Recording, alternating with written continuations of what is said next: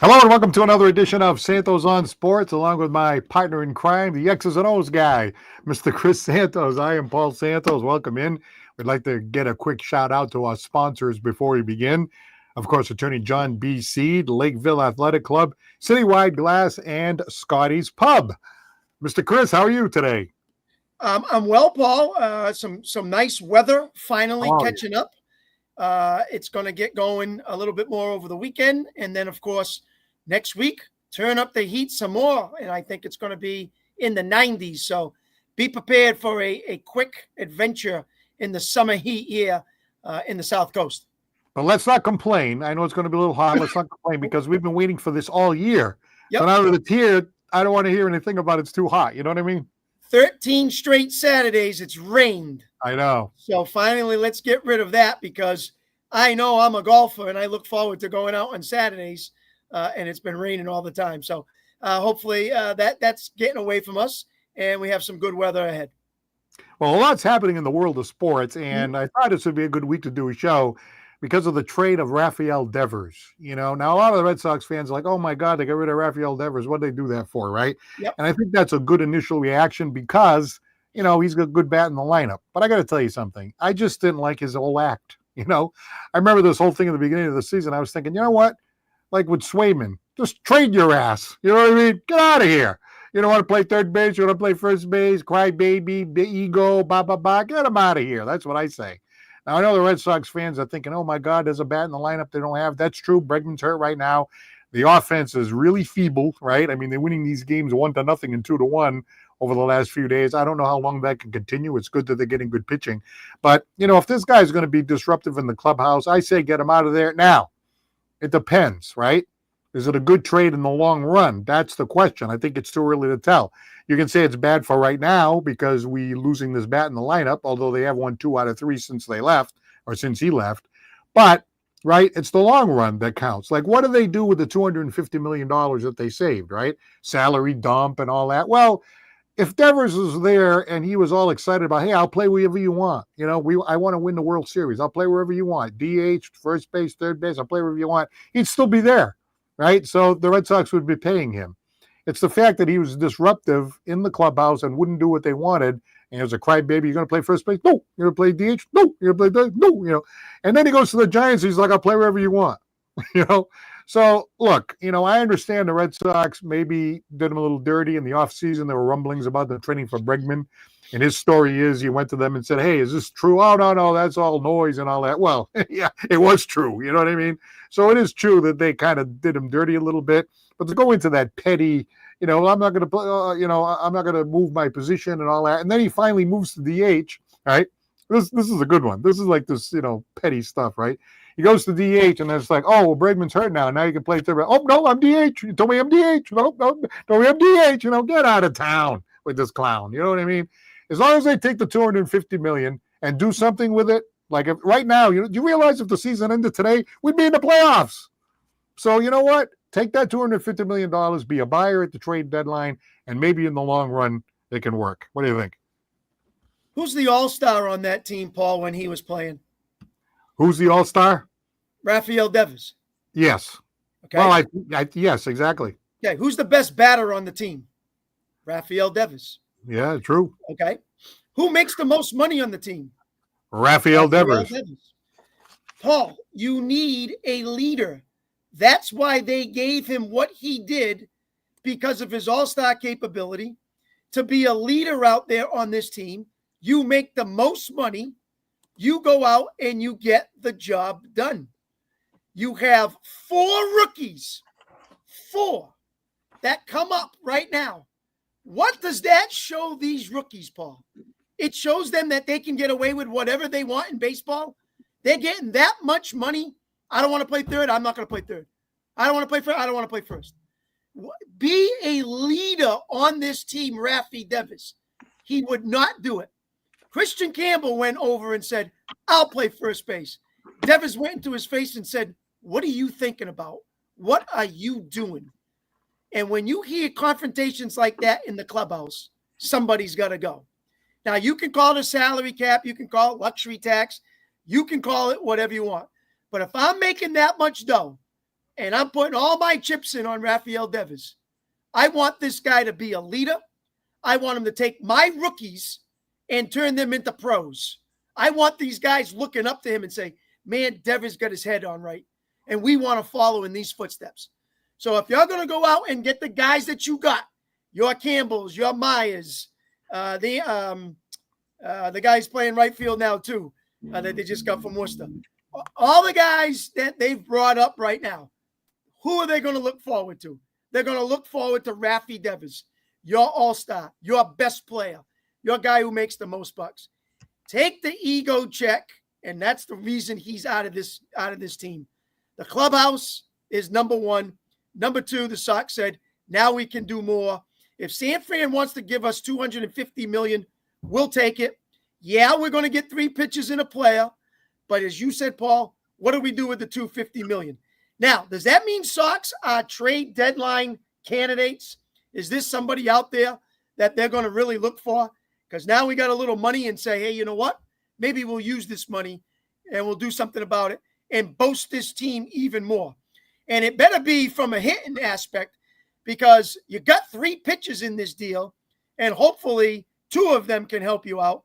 Never mind, you just about got everyone back now. So you should be healthy for your starting and your relief pitches. So hopefully they have a plan of what's coming up, because since the trade, yes, they've won games. Even before that, they were winning some games. So they've won like 8 out of their last 9 or whatever it is. And they're playing some good ball right now. The pitching's starting to show. It's time to get some hitting. Hopefully Bregman coming back. That will help. But I still think they're a bat away. And if they do it right and they do it smart, Breslow needs to step up and find someone to help this team.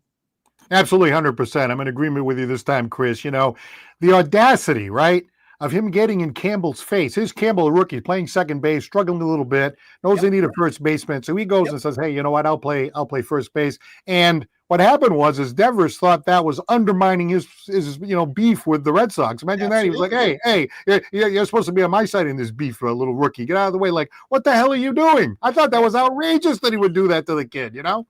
Well, that was one aspect, that I had heard.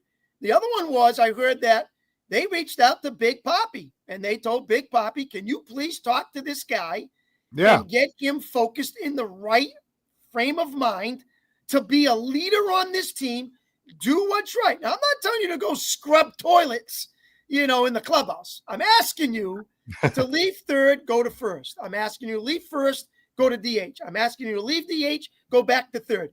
Rotate yourself around, get some playing, show yourself what you can do, be a leader, take these rookies under your wing who are high top prospects that are supposed to be the next generation of ball players, put them on your back, and lead them to the playoffs. All right, let's go to Nelson from Fall River. Hello. What's up, Santos on Sports? How's everyone doing on this hot day? I'm doing great. I'm a little grumpy about this trade. Well, all of Red Sox Nation is grumpy. They're upset. But do you want to know who was happy in the end? Who? Yours truly. Well, me too. If Devers is happy in San Francisco, I'm happy. When they were playing the Yankees and they were beating them, I called the Red Sox front office. I said, listen, your fan base, they're getting too happy. Do something for us. Forget about them. It's about making us happy. So this makes the Yankees happy. They said, don't worry. We have something for the pinstripes. I said, do something on Father's Day, because that day is when Tom Brady wished Eli Manning happy Father's Day. Ooh. I said, yes. Wow. Do it on that day. They said, don't worry, we got something. And then breaking news. Everyone's cheering, yes, you're doing so great. And then Devers is gone. You know what? I love it. Then today, the Yankees win, and now we can start, rewriting this losing streak and start getting these bats to get hot again. Nelson, I'm a guy that is obviously a sports fan. I never wish anyone bad in whatever Devers they turn to, wherever they go, however it is. I know sometimes, and I'm sure you know too, you've seen the Yankees for many years make many deals, and they've done it right, and sometimes they've done it wrong. But I never wish bad on anyone. But I think that when money takes over an ego and changes the complexity of a team, there's no doubt in my mind, I don't care where he goes. He can go to Japan League for all I care and Dominican Republic, because you're showing kids of today, Nelson, what's bad about baseball. The almighty dollar. What about playing the game again and getting back to what this is all about? A kid sport, a fun sport, and not about 310 million. And I'm going to do it my way and screw the rest of you. This is what really bothers me the most about baseball. And unfortunately, it's going to get worse and worse because the money gets worse and worse, and that's how it goes. So I'm not wishing bad on Devers or anybody else in that matter. But if he goes somewhere in the National League and I don't hear his name again, it's not going to bother me one bit, because I still say, when you got 4 kids that you brought up to help your ball club, as the Red Sox have, because if the Yankees did it and Judge acted like this, and he was a true idiot toward management, toward your head coach, and he was a clubhouse distraction, and it was that bad, I'm sure you were thinking the same way. And I don't mean Judge, but I mean, someone to that nature, because it's truly bad for the sport of baseball when you have to leave on terms like that. To your point on leadership, and you mentioned Aaron Judge, and this this speaks to I think what you're talking about. This year, the Yankees, they updated their facial hair policy and said that players can they can grow it, but they have to maintain it, make it look don't be scrubby looking. Yeah. But Aaron Judge said, even though that's the rule, I'm still going to shave. He has nothing wrong. There's nothing wrong with the players doing it. Yep. But he said, I'm the guy. I'm still going to follow this policy. Yep. And that is what the great Steinbrenner, the reason why Steinbrenner put in that rule, because he came from the military, and it was to teach players discipline. And I'm not saying the players who are going facial hair don't have discipline. I'm just saying Aaron Judge took it upon himself to say, I'm going to keep going, and this is what it is. And it speaks to his character. Devers, let's see what happens in San Francisco. But putting all jokes aside, I have many Red Sox fans that I know for many years. They were very upset, rightfully so. And then I said, listen, this is what happened to your ball club, and over time you'll be grateful that it happened this way. First and foremost, with Devers leaving, Red Sox the entire contract went with Devers. San Francisco took all that money, and there's nothing that the Red Sox organization has to pay on the back end. So you have some money to invest. Right. And now you have these top prospects coming in with Roman Anthony and others who are coming in. I said, now you basically what Red Sox organization is trying to tell their fan base is, we are investing. This is the rebuilding phase. We got some young talent, and this is the new chapter with our franchise. So I said, over time, I mean, you got some prospects included with the deal. You got some pitching. Yep. So, and all that money is out the door. So at the end of the day, this is business, and it could get ugly. From what I was told, I guess when he was getting on the bus or the plane or whatever, he was told that the trade happened. He had to get off the bus, and then come tomorrow, the Red Sox are playing the Giants. Yeah, that's going to be something. What's going to happen? He's going to be standing there at first base, shaking his rear end in the face of the Red Sox management, playing first base. Where he said, See, now, fellas, you have to look at the Red Sox nation. You've gone through Betts, you've gone through Bogarts, and you've gone through Sale. You've gone through 3 guys recently, and everybody says, look what happened there. And so, of course, now when this one comes up, this is the 4th one, and everybody is doing the same thing. They're doing it again, and of course, Red Sox Nation is all worked up about it because of what has happened here. But I think this one is a lot different than the other 3. And to the point of the leadership factor that Nelson and I have been talking about, and what it shows to the organization and what it shows to these top prospects of how to be a Major League Baseball player. And you want to be the right way and not the wrong way. And I think that was one of the big factors to go along with why he got shipped. To add insult to injury, I have to go back, but Devers did say a quote that not only was he happy to be a San Francisco Giant player, but he said, wherever they need me to play, I will do it. Yeah, can you imagine that? Unbelievable. Yeah, right, exactly. So I can now he has fanned the flames with this, and this is gonna make this series tomorrow. I'm gonna watch it. Well, I'm gonna watch it. But you want to know something? I wanna see this competitiveness from all ball clubs, because quite frankly, Major League Baseball's ratings have been going up, and we're seeing some prospects coming into the game, getting their first hits. You're seeing parents crying when they see their players achieve these milestones.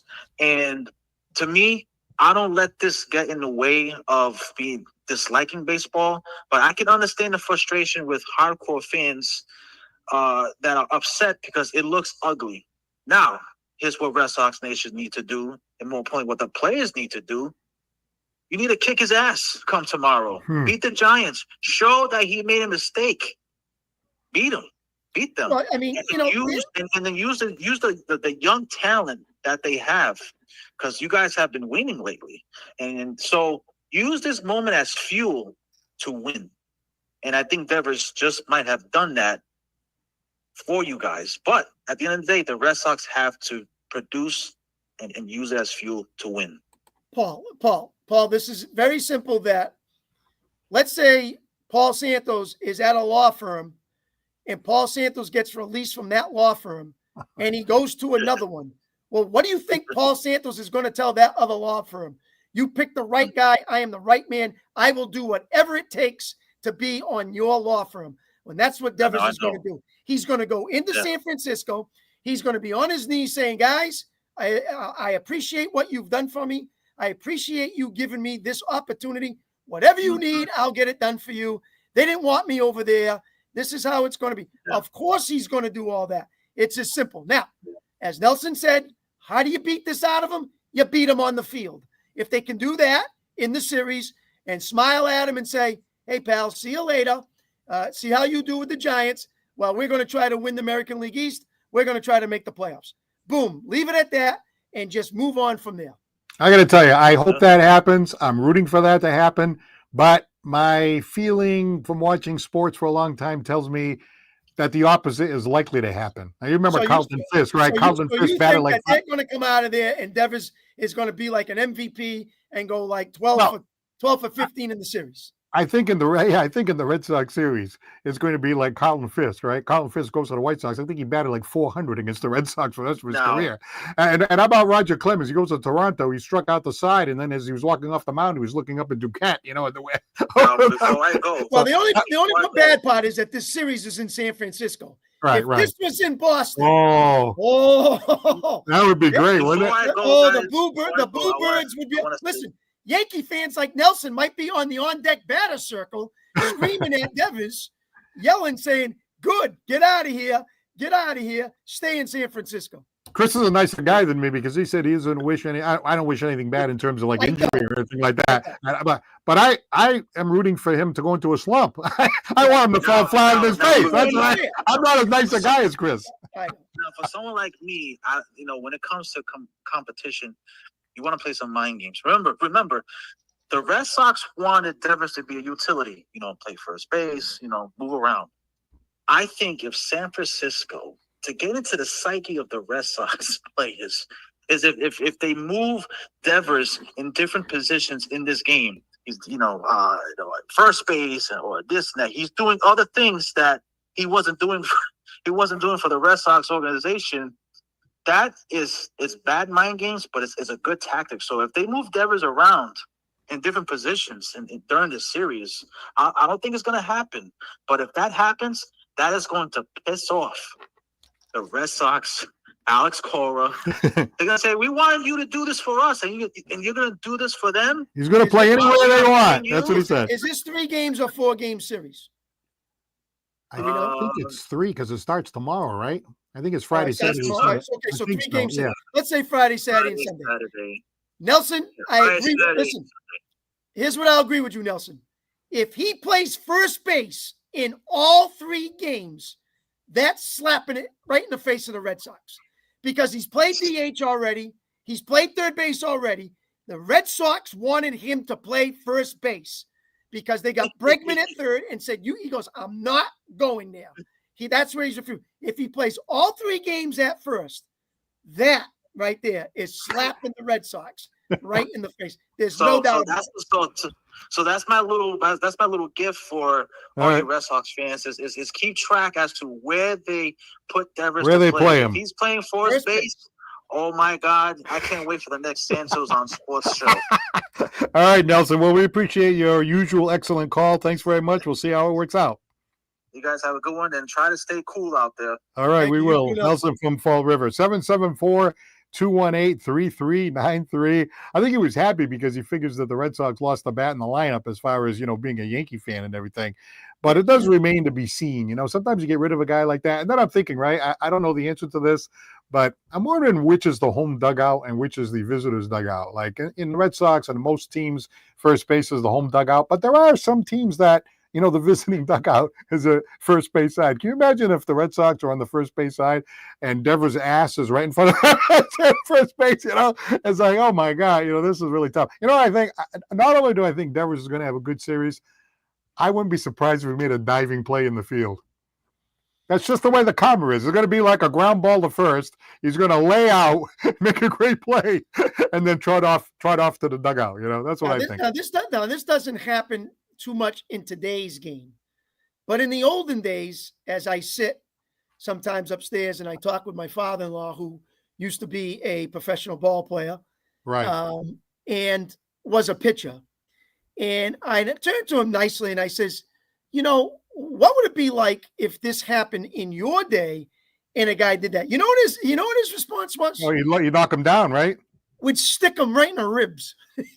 yeah, right, exactly. We'd throw one right in the inside, right on the ribs. We'd make sure we'd get one in the body on him, just to let him know that wasn't a good idea what you did. Can you imagine if he plays first base, then he gets in the batter's box, and Bello or Crochet, someone just throws one right at him and sticks him in the ribs? Yeah, wouldn't that be interesting? Oh, that'd be. I think that probably would empty the dugouts because I think the Giants. I think the Giants had a scrub with some team not that long ago, so they're scrappy. Not gonna like that too much, but hey, I don't know if that'll happen. I don't know if this is more like Devers versus the ownership rather than Devers versus his other teammates. But I got to tell you, they interviewed Duran, and Duran can be a little bit unpredictable himself. Mm-hmm. But they asked Duran about the trade. He's like, that's business or whatever. Like he didn't say anything like, hey, that's business, but we're going to miss him. He was a great guy. He was a good bat in the lineup, but maybe we'll go in another direction. But something positive. It wasn't really something positive. It was really flat and cold. And I think a lot of the players, especially you use that Campbell example, as a young player trying to say, hey, okay, he doesn't want to play first, I'll play first. So what are you doing trying to help out? Like he wanted all the other players to, do the same thing as him, even though it wasn't their beef. Absolutely ridiculous. So, I really hope it does work out for the Red Sox, the reasons that we said. And as far as Devers, hey, I'm not going to wish him any harm in the sense, but, if he went into a slump or something like that, and actually he's playing in the Giants ballpark, that's a very home run friendly ballpark. They figured out how many fly balls at Fenway that hit the wall would have gone out over here and all that. I mean, I think he's going to do fine there. Well, they might change McCovey Cove to Devers Cove if he starts to hit the ball out there in the water. So, Buster Posey said that we needed a left-handed bat. We needed an all-star here in San Francisco. And, we jumped at this opportunity and we couldn't wait. So I don't know how long this was in the making, Paul, but it went real quick. In our eyes, but we knew for a little bit of time that there was dissension in that clubhouse, and he did not want to, make those position changes. And to me, again, this is supposed to be my leader. This is supposed to be one of my go-to guys. And what are you showing this organization? and the young kids. And that's what really got me more than anything else. So let's see how he makes out. But I'm sure he'll be fine. He's a professional hitter. It may not be this year, but he'll come back again. Well, I think Nelson mentioned Tom Brady, right? And back in Tom Brady's time with the Patriots, he always preached like whatever it takes. Each one of us has to, pull on that rope, and whatever it takes to win, that's what we're going to do. If that means like you move over here, Troy Brown moved over there, whatever it takes. And, think about it now. I know Bregman got hurt, but let's say Bregman didn't get hurt, right? And Rafael Devers said, sure, I'll go to DH. I'll go to first base, right? So now you got Bregman at third. You got, Devers at first. You got DH open up. Shortstop is Trevor Story. He's kind of been a little bit of a failure, but hey, he hit a home run the other day. He's still a professional player. Campbell is trying to learn his way there at second base. You got, Marcelo Meyer coming in, and Anthony. The pitching has really improved, I mean, gee, that's a decent team for the future. You know what I mean? They're not going to win the World Series this year, but you got to like the combination of, say, Campbell, Meyer, and Anthony, looking at the leadership of a Devers and a Bregman and Crochet and some of these other guys, a nice little mesh of the young up and coming players with the seasoned veteran talent. And that could have worked out really great for the Red Sox. Oh, absolutely. And don't forget too, Paul, that DH position became in the National League not too long ago. So he's lucky that's happened to him, or they would have to play him right at third or right at first right away. So if I think I saw it right, I believe he was in the lineup last night and he was playing DH. So they haven't moved him to a position yet. I know they had Chapman, and I think Schmidt was the other third baseman. I'm not sure what was going on over at first. So, to keep an eye on that going into the series coming up with the Red Sox. But yeah, it's a DH spot that he can sit back and feel happy about, that they have it there in the National League. So he's lucky in that part. But see how he does. Hey, and by the way, the Giants have got a guy named Yastrzemski over there. They do have a guy named Yastrzemski, the grandson of Captain Carl Yastrzemski. Yes. The funny thing now, I'm getting a little older now. So in the Impossible Dream season of 1967, I was 7 years old. So I was just becoming a Red Sox fan. I know it's a little bit before your time, and I know you caught the end of Yastrzemski, but his best years were the late 60s and then into the mid 70s. He had a couple of good years there. And, the thing that's, interesting about that, right? You go back that far. One time the Giants came to Fenway, and of course, Carl Yastrzemski was there, and Mike Yastrzemski got a big ovation. And I remember I seeing an interview with Mike Yastrzemski, who was the grandson, of course, and he was like, he understood that Carl was important to the Red Sox, but he was like, wow, I didn't quite get it until I came in here that everybody's treating him like royalty because he's Carl Yastrzemski's grandson. So, yeah, I mean, to see Mike Yastrzemski out there, I know his father, Carl Yastrzemski's son, was a professional ball player, was in the minor leagues for a while, but didn't quite get over the hump. So it is pretty cool that Carl's grandson, Mike Yastrzemski Jr., has made it into the major leagues and is a very good player. Yeah, he's done a good job for them. He's out in the outfield. I've seen him times bat first. I've seen him times bat sixth. I've seen him times bat ninth. So they moved him around a lot as well. But he's trying to make the most of it in the big leagues, as a lot of the young kids try. And hopefully he's found a home there, and they continue to use him as much as they can. All right, it's a good time to call. If you'd like to do it now, 774-218-3393. Jump in and vent with Chris and I and talk about anything that you would like. We're starting off here with the whole Devers trade. I got to tell you, Chris, I'm a diehard, right? So when the Red Sox were I think they fell to 4 or 5 games under 500, And, I just can't help it. I put the game on anyway, and then they won, and then they won the next one, and then they won the next one. I'm thinking, if they can just get the 500, when you're going into August and September, just be in the mix. Just make it interesting, right? Just have a shot. You know what I mean? Rather than just fade away and then we're all done until football, So, they crawled their way back. They won 9 out of 11, even before the Devers trade. And then I'm looking today and I'm like, I can't believe it. If the season ended today, they'd be in. They'd be in as the third wild card, right? Mm-hmm. So I'm like, wow, look at how quickly things can change the way this new playoff system is. And I think it's good for baseball. And that's number one. Number two, Nelson mentioned that the ratings got a little bit better. I love the pitch clock. I love that pitch clock. I got to tell you, the games just zip right by. 2.5 hours, and with all our attention spans, and you can't take the pitcher out unless you pitches to three batters and all this stuff. And boy, does that make the game move. The product is so much better like that. I love that pitch clock. We're only in mid-June, Paul, so let's not forget the dog days of summer, as they call it in baseball, is still way upon us. All of July, all of August, and obviously even all the way into September. So there's a long way to go right now.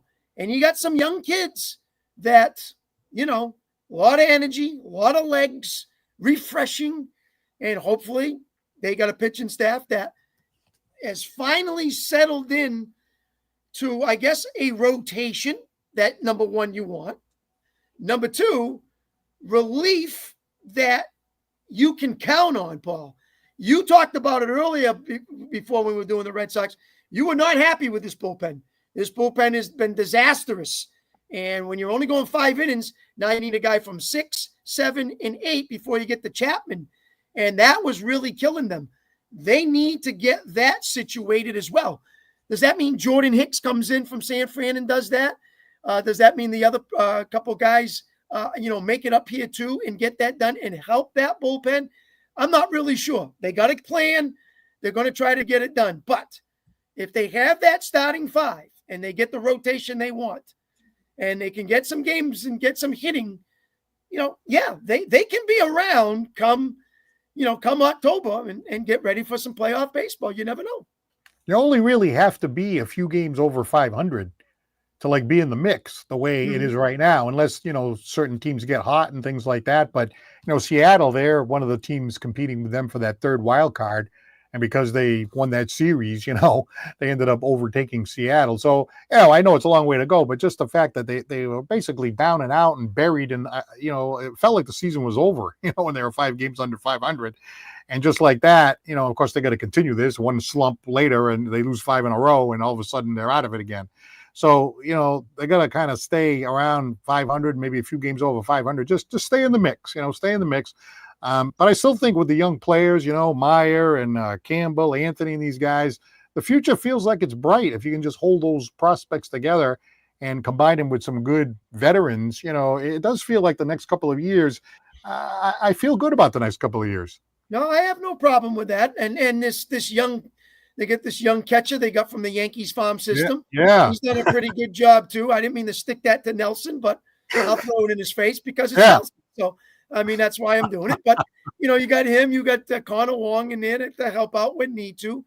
There's still maybe a healthy story that can get you through the season. Casas is nowhere to be found right now, but I still think they need someone, maybe in that spot to really go get. That would kind of help them at first base with a big bat. So maybe some of that money we talked about might be used to go find somebody. Some of these teams, Paul, American League East, Tampa Bay, Toronto, Baltimore, even when they're playing bad, they still give each other problems and fits in the division.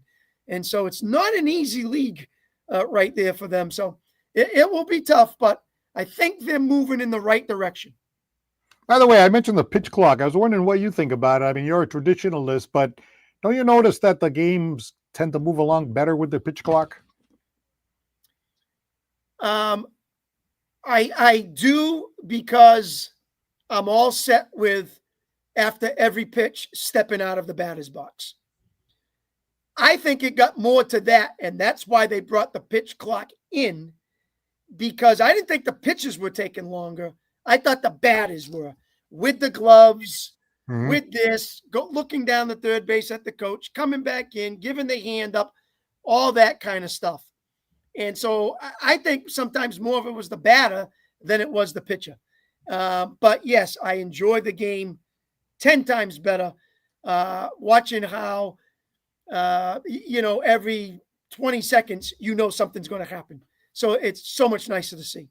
And even at the end of the inning, even the announcers, right? As soon as the inning's over, they got to get to that commercial because I think it's only 2 minutes or whatever in between innings. So you notice the announcer is like, "Oh, round out, okay, back at the moment, it's 2-1." They're gone. There used to be like more like 10 to 15 seconds as an outro into the commercial. So they go right to the break, come right back. As soon as they come back from the break, the batter's already about to step in the batter's box. So I just think the product is so much better. I mean, you got to compete with the NBA and obviously the NFL and. I mean, hockey is a much more minor sport nationally, but still, you got to keep things moving because in the old way, it got too ridiculous, like you said, more the batter. I mean, I don't care whose fault it was. It was just that, these 4 or 5 hour games.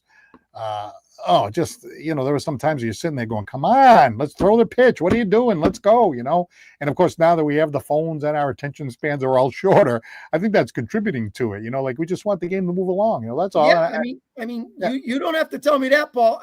Listen, I talked to you earlier about being a child's game.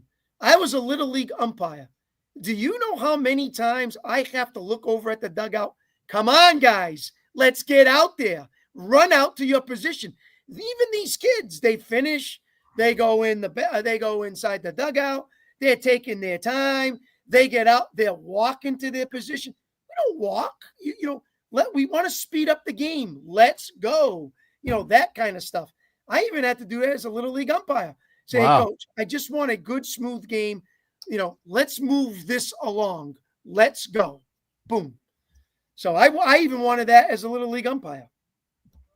Well, I'm surprised not really surprised. Yeah, sometimes, kids get a little comfortable and they're dilly-dallying around and you just want to keep the game moving. Yeah, absolutely. I like to see things moving along.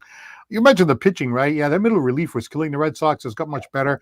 But how about the joy of watching Crochet pitch? I mean, this is like when he's on, it's almost like the days of, Pedro Martinez, watching that battle between him and the batter and how he works him inside and outside and up and down, picks the corners and the 100-mile-an-hour fastball and that sinker that he throws. And it's just the battle with him and the lineup is just so enjoyable to watch. Oh, just go to the Yankees game, and he pitched a great game, and then he had that great at bat with Judge. Oh yeah, Judge fouled all this off, and they went back and forth, and then Judge hit a home run off him, and he tied the game. The Sox won in extras, but the point of just the entire battle between him and Judge was just so thrilling to watch. And no offense, it's early June, and I'm on the edge of my seat going, "Look at this battle going on! This is awesome." And then Judge takes him out, which is even greater to watch that the guy can hit a home run. And no offense against Judge, he happened to be, as Nelson said, in a slump. He's been struggling. He had struck out 2 or 3 times in that game, and then he hits the home run. So yeah, it's that stuff is just dramatic baseball and thrilling to watch. So yeah, I mean, and that's the way it's been for him this season. The thing that made it really great too was, earlier in the season, there was a game where Crochet felt he came out too soon. It took him out of like 85 pitches. And, the pitcher came out and it's like, well, we're going to make sure he's good in September if we're hanging around. So we don't want to overuse him here. So he pulls him too soon. And then, of course, the middle relievers at that time, they just blew the game badly. And I think Crochet, he was good. He didn't say anything about it. But I knew he was pissed. And a lot of the fans are like, what the hell are you doing? Why'd you take him out? Cora, why'd you take him out so early? So this game, I mean, we've had a very good production from our closer. Yeah. Why is it Chapman, right? Chapman. So I thought for sure that they were going to bring Chapman in for the ninth, like they always do. He pitched a couple of times. He sends Crochet out for the ninth. So I'm thinking, you know what? I have no problem with this decision, right? He was nasty. He pitched a nasty 8th inning. So I thought, you know what? He wants the ball. I don't see him tiring. I don't see him walking people. You know what? He wants the ball. Let him have the ball this time. We can use Chapman the next night. Chapman gets another night of rest, and he gets to that at bat. And I'm texting back and forth with my son. Are you watching this? He's like, oh, this is great baseball. And during the entire at bat, the entire park was standing and cheering as he was fouling balls off. And I'm like, what's going to happen? What's going to happen? Is he going to strike him out? What's going to happen? And then not only does it go ba-boom, not only does it hit a home run, he hits a home run that went way out over everything. I was like, oh my God, did you see that home run? And the Red Sox ended up winning an extra inning. Great game. But you're right, that battle who was going to win that battle and what was he going to throw? Was it going to be a fastball? Was it going to be a sinker? Was he going to try to slip a curveball in there? Was he going to go inside? Was he going to go outside? What's Judge looking for? And as a baseball fan, of course, I was rooting for him to strike out. But then when he hit that home run, that was actually pretty cool. You know what I mean? Like, he just hit that ball a mile over everything and left. And I'm like, well, no, I mean, listen, that's number one. Wow. That's fun for the game. That's fun for the game. Absolutely. Number two, you know, I wouldn't change anything on that. And they talked to Crochet afterwards, and he said, I wouldn't change any of the pitches that I threw to Judge. He goes, I was pitching well. Nobody was really doing anything dominant against me. I had Judge's number already at those at-bats. I think I struck him out 2 or 3 times, whatever it was. And as Cora thought, you know, it's just a matchup that you go against. And you go with the odds because you were doing so well going into that. Now, it's Aaron Judge. Right now, he's one of the best hitters in baseball. And he took a pitch that was probably a little bit lower than what Crochet wanted to put it. And he hit a mistake, and he hit it like he's supposed to. And that's what great players do. So when you watch the whole thing, you sit back and you just smile and go, this is why they play the game. This is just great drama. And that's drama of Major League Baseball in early June. Outstanding. You know, the funny thing is there's 2 ways to watch baseball, right? And I think people who say baseball is boring, that's because they're not really watching the game. Mm-hmm. So if you put the game on, we've all done it. Like, you put the game on in the early innings, and maybe you're, grabbing a snack, or maybe you're making a phone call, or maybe you're looking at some emails and the game's on in the background kind of thing, But when you watch the game pitch to pitch, especially in the later innings, right? But anytime during the game, and you watch what the batter's doing, what's the pitcher trying to do? What did the batter do the last time he was up? What is the pitcher thinking that the batter's thinking what he was going to do the last time up? You know what I mean? And that whole psychological battle that goes on, and where's the pitcher going to go? And what would I throw Aaron Judge in this situation, right? And looking at that whole thing, that's where you really get the full enjoyment out of the game, is when you're paying attention like that. Oh, absolutely. And I mean, you look for great plays. You look for the battles. You look for small ball, you look for hit and runs, you just look for a lot of things. If you're a baseball connoisseur and you know the game as you do, Paul, as well as I do, to figure out, these challenges. And, everybody loves to see home runs. Everybody likes to see a lot of runs, 9-0, 10-0. But for me, I like the matchups. I like to see the guy throwing his best, and I like hitters who are hitting their best, and just the challenge and all that. And that just happened to be one of the good ones during that time. And obviously there's some other games and you go, oh, this is going to be a good one right here too. Things like that. So, hey, it's fun. And speaking of matchups, Paul, before we lose too much time, there was a good matchup in the NHL over this last 2 weeks that, sitting back and looking back over it, do you believe that, yes, Marchand, was he the turning point that made Florida win this Stanley Cup? Was it because of him, as to say, if they didn't have him, would have they still won the Cup?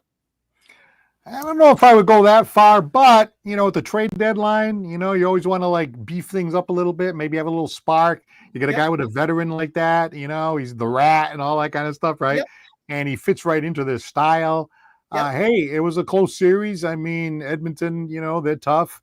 I don't think they had the goaltending that kind of hurt them, Yep. But, hey, you could make that argument. That little spark that they got from the Bruins, helped them win the Cup. No question about it. He played well. I mean, as a Bruins fan, I've watched Marchand all these years, so I was kind of happy for him in a way. I was kind of pulling for Edmonton because, I don't like to see the same teams win over and over. And I'm not a really big fan of Florida.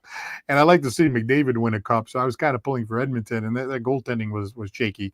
However, it made me think about that whole trade. Do you think that the Bruins got enough for Marchand? I mean, couldn't they have gotten more than that? Just a first round pick 2 years from now? I mean, I don't know. To me, they just kind of got rid of him for hardly anything. And, he's 35 or 36, whatever he is. But, he's probably good for another couple of years. He's still going to be a good player.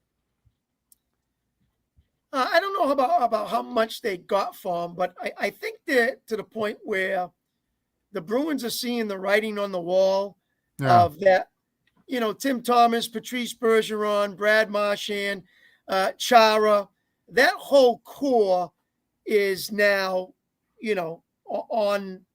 on the way and officially now done with the organization.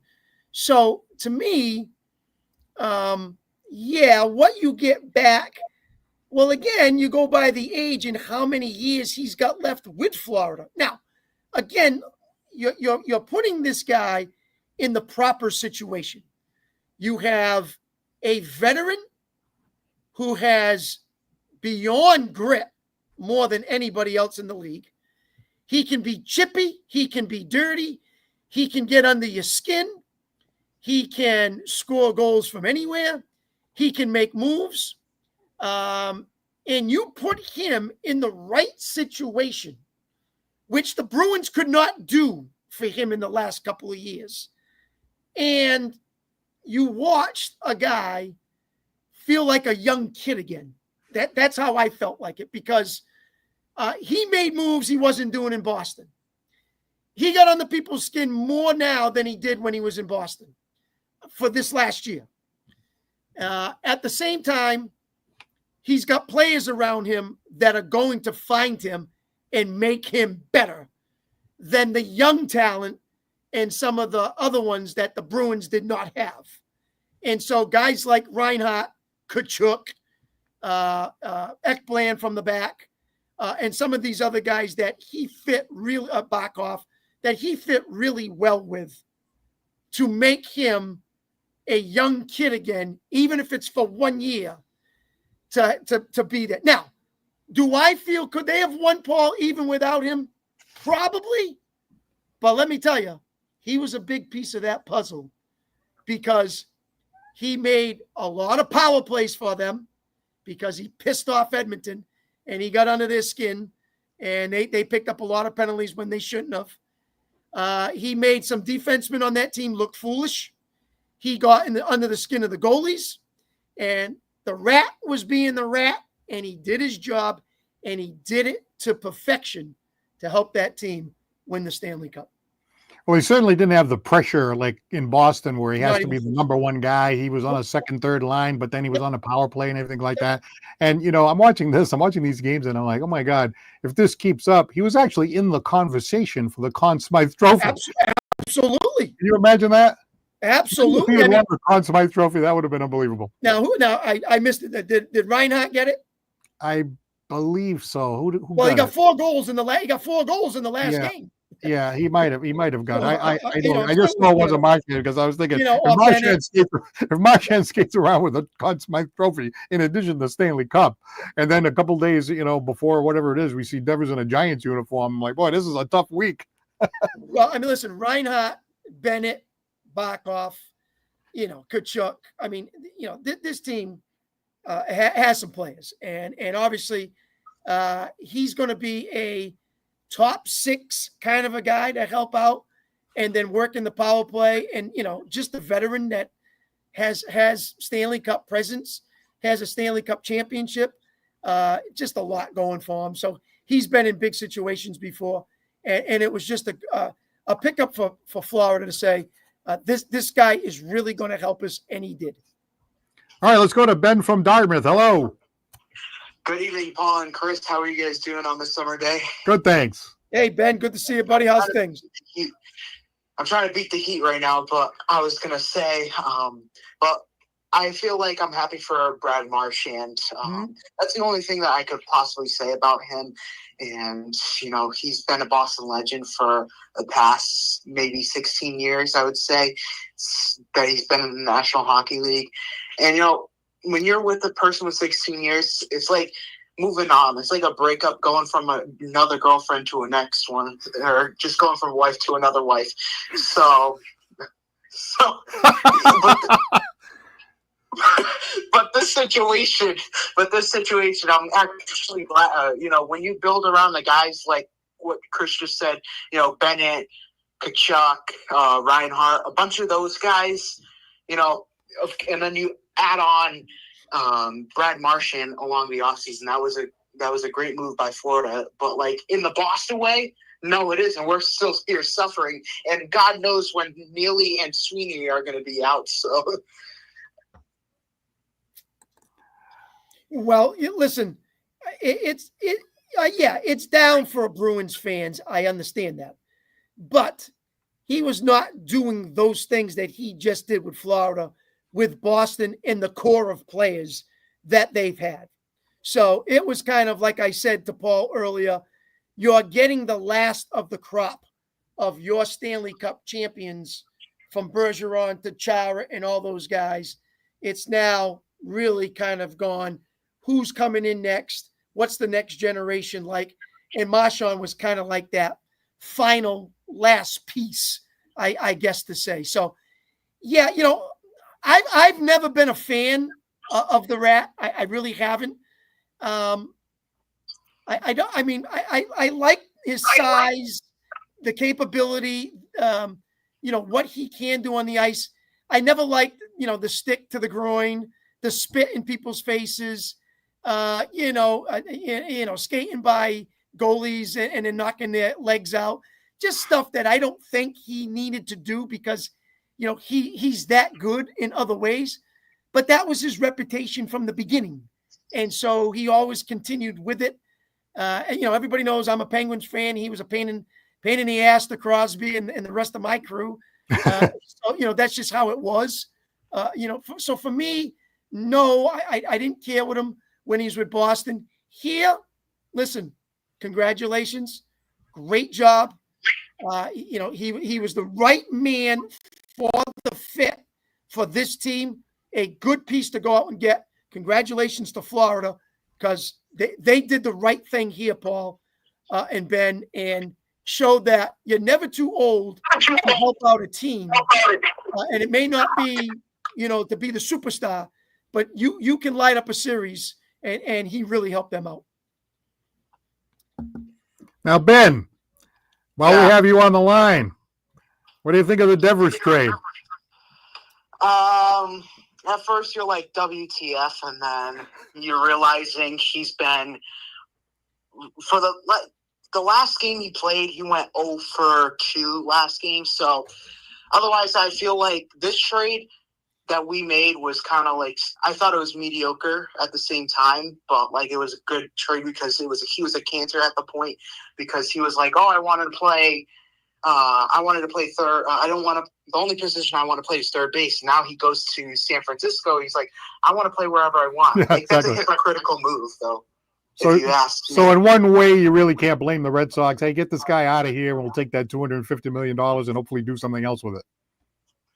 Yeah, I mean, the only thing is that ownership in this organization, Fenway Sports Group, has just been. I feel like when you look at John Henry and you look at Sam Kennedy, those two guys are like, you know what it reminds me of though? It's like those two, like if it was Stalin and Hitler going at it with each other, that's what they are to this Red Sox organization. I don't want to go that far, but like, that's quite an analogy you made there. Well, a lot of people think that John Henry is kind of like a cheapskate, and he's always trying to save money. They got the highest tickets in the league, and yet he's, I think they were like 16th or 17th in the league in payroll, and now, of course, they freed up all this money. So, the Red Sox, this is the Boston Red Sox. They should be up there with the Dodgers and the Yankees in terms of spending money, as long as you spend it correctly. I think that's the beef that the fans have. But the difference is, you got to know, Fenway Sports Group, funny fact, owns Chris's team, the Penguins. So yeah. Correct. So unfortunately, and is it Arsenal or Liverpool? Don't they own them? Soccer team too. Yeah, you're Liverpool, right. Liverpool, right? Yep. That's the only team John Henry knows. Like, really cares about, actually. Yeah. All right. Well, Ben, thank you very much for the call. We appreciate it. Excellent as usual, and hopefully we'll catch you next time. All right. See you, Chris and Paul. See you, all right, Ben from Dartmouth. Always a great call. Paul, Paul, it's interesting because, you get how come we only got 3 pitches and a utility guy in that trade? So what people don't understand is, yes, you didn't get maybe a big name guy, but they took Devers' contract Right. That's Very the unusual. key in this. So if the Red Sox kept Devers' contract, then we might have got bigger names or Right. better names. But you have to give and take. So if you're getting rid of the 250 and the luxury tax and all that stuff to help your club, and then get a guy later compared to, well, I got, these two guys who are better, but I still got to pay Devers. That's tough. So, that's the balance, Paul. That's the balance that comes up. And a lot of people don't understand that. Yeah, and I agree with you. You know what I mean? Because they say, well, it's a salary dump. Well, no, if Devers was a team player, we wouldn't even be having this conversation. He'd be there at first base, and everybody would be hunky dory. So it is also a factor that, hey, we got to get rid of this guy's a pain in the ass. And by the way, if you take the money, see you later. Now we got the money to go get somebody else. So I got no problem with that. That's a lot of money that you can spend if you spend it right at the trade deadline, or later on in the season, or get a free agent, or imagine in the off season. Look, it's a long way to go, but Bregman hopefully will be back. Maybe Costas can come back and at least be decent because listen. I would love a first baseman if they could find a good first baseman, power hitter. Nice power first baseman. That would be intriguing to me to go. The Red Sox are in it for now. If they come out and sign someone, let's say for an example, the kid from Toronto at first. I'm just, imagine if they got him, and I'd be going, oh boy, the Red Sox. Well, they were talking to Guerrero. Remember they were talking to Guerrero? That's the kid. Yeah, but he ended up signing. And got him, and all of a sudden he wants to come to Boston. You'd be like, holy cow! Now you're thinking, hey, how about this move? So, it's not dead in the water yet. Let's find out what they do here down the stretch. I really like the way Marcelo Meyer is played. Doesn't he look the part? I mean, this guy, he just looks like, I'm watching this guy, and I know it's only a few weeks. He could go into a slump next week, but I'm just watching his mannerisms, the way he carries himself, and I'm like, wow, this kid, bro, he just looks the part. He just feels like he's got the athleticism, the mindset. I like that kid. He's one, and I'm just starting to warm up to Anthony now, too. I'm just starting to see him, how he looks in the box, how his swing is for a left-hander, and how he presents himself out there as well. So there's two guys there that is your future in Boston. And so, Campbell's a second baseman. That's no offense, a punch and Judy kind of hitter. He'll get it out there and, take two and go to right, that kind of stuff. And, I'm not going to be overwhelmed by what I see out of him, as I am with these other two guys who I think are better production than Campbell. So, I'm very intrigued with both of them. You talk about right field, I'll give you a 30-second story on our way out here. I'm playing for the WNBH, team years ago, right? Yeah. So like, oh, what are we going to do with Santos? Go play right field. So I go, hey, I've never played the outfield before. I just go to right field, So I go to right field. So what happens is the last inning, we're ahead by a run. Somebody hits a ball. Now, what do they tell you, right? They tell you your first step should always be backwards. Yep. Well, nobody told me that. Yep. So the ball went over my head, and we lost the game, And the only thing I remember is I got the ball and threw it in. As I was throwing the ball in, people were taking their mitts and throwing them down, onto the ground because we moved the game, Yeah. So I was like, well, put Santos at first base. He doesn't hurt you too bad over there. He can catch the ball when you throw it to him, and then we went from there. So you're trying to say they were trying to hide you somewhere, Paul? Yeah, they tried to hide me. It was a big mistake. Well, in that case, they should have put you at catcher. Yeah, right. In softball, just put you at catcher. Anyway, we'd like to take the opportunity again to thank our sponsors, Scotty's Pub, Citywide Glass, Lakeville Athletic Club, and attorney John Seed. Fun show today because so much to talk about. I mean, just seeing Devers in that Giants uniform and seeing Brad Marchand holding up that cup, and I'm like, boy, this has been a very interesting week in Boston sports. It sure has. Not in the direction that you want, obviously, for their team to win. But I think at the same time, some fans are happy for Brad Marchand and able to get another cup before he may be kind of, on the downside of his career.